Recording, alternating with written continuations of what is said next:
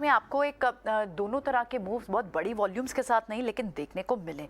आपने इनिशियली एक गैप के साथ ज़रूर खोला और 18,100 के ऊपर जाने के बाद बाजार नीचे भी आया, वहाँ से एक रेजिस्टेंस थी और बैंकिंग स्टॉक्स भी नीचे आए। लेकिन उसके बाद अब दोपहर को सेकेंड हाफ के बाद फिर से एक रिकवरी अटैम्प्ट हुई, पुल बैक अटैम्प्ट हुआ और उस पुल बैक में आप देख रहे हैं कि बाजार 18,100 के ऊपर सस्टेन होकर क्लोजिंग की तरफ भी बढ़ते हुए उन्हीं लेवल्स पर दिखाई दे रहा है। बैंकिंग स्टॉक्स में लगभग 250 पॉइंट्स की तेजी है। बड़ी मूव जो आज पार्टिसिपेशन हुई, जो लीडर रहा आज पूरे पैक्स में, वो क्लियरली मेटल स्पेस था।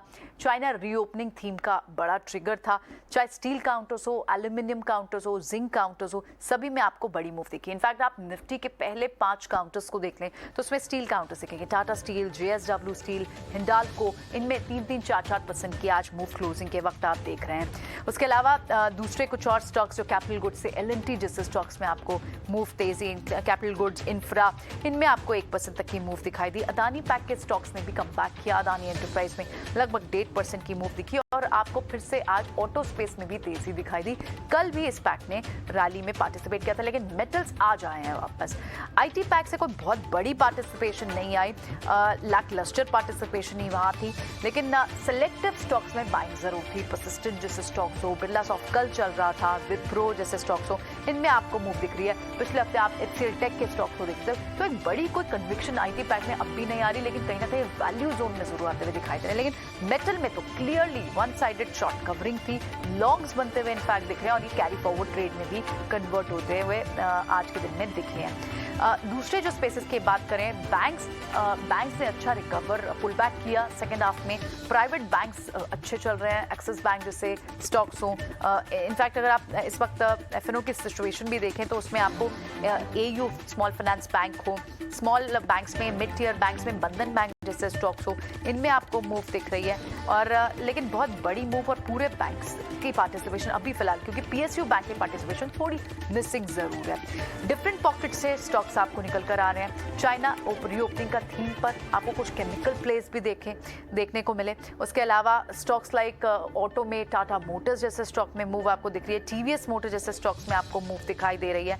और एट द सेम टाइम आपकी ओपन अप थीम से जुड़े हुए काउंटर, चाहे वो PVR जैसे काउंटर हो, UBL जैसे काउंटर हो, IRCTC जैसे काउंटर्स हो, उनमें भी आपको एक मूव फिर से देखने को मिल रही है। तो आज ओवरऑल बाजार में ये 2 दिन एक कैचअप रैली के तौर पर दिख रहे हैं। जो हमने पिछले हफ्ते में जिस तरह के बीटन डाउन लेवल्स देखे, उन लेवल से रिकवर हो रहा है बाजार। 18,200 की उम्मीद थी आज की वहां पर एक रेजिस्टेंस होगी, लेकिन वहां तक शायद बाजार जाएगा।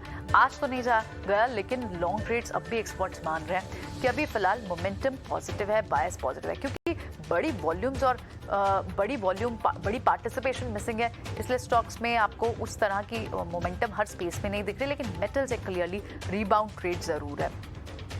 कुछ और स्टॉक्स में आप स्पेशल पैक्स की बात करें तो शुगर पैक, क्योंकि वहाँ एथेनॉल ब्लेंडिंग का टारगेट 12% किया गया। सारे शुगर स्पेस में स्ट्रॉन्ग मूव थी।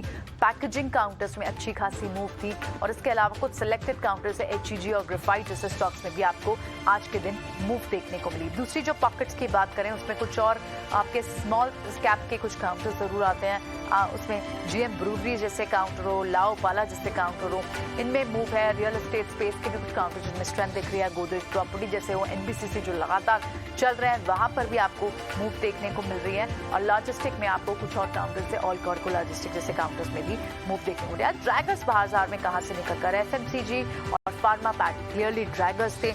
हिंदुस्तान यूनिलीवर हो, उसके अलावा ब्रिटानिया हो, इनमें आपको ये ड्रैगर्स थे। इसके अलावा आपके फार्मा स्पेस से डॉक्टर रेड्डीज की बात करें, वहाँ आपको ड्रैगर निकल कर आए। कुछ ऑयल मार्केटिंग काउंटर्स, BPCL जैसे काउंटर्स में आपको ड्रैगर्स थे।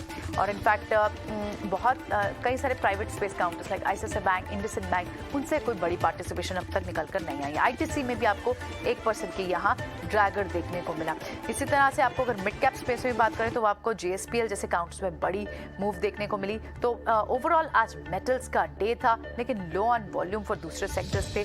अदानी के स्टॉक्स ने कम बैक किया, चाहे अदानी एंटरप्राइज हो, अदानी पावर हो, इनमें आपको फिर से आज मूव देखने को मिली। और कुछ IT counters, mid cap IT counters में परसिस्टेंट, फोर्स, टाटा एलेक्सी जैसे काउंटर्स थे जहां पर मूव देखने को मिले। और क्लियरली आपके लिए आज बैटरी काउंटर्स भी लगा रहे एक साइड और चला ट्यूजडे काउंटर। सो बाजार में ओवरऑल आज दोनों साइड के ट्रेड्स भी मिले, लेकिन देखना ये होगा कि अब किस तरह के क्यूज ग्लोबली निकल कर आते हैं और कल हम कैसे रिएक्ट करते हैं।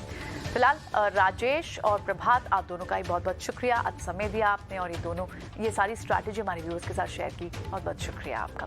चले शो को यहीं समेटते हैं, कल सुबह फिर होगी आपसे मुलाकात। नमस्कार।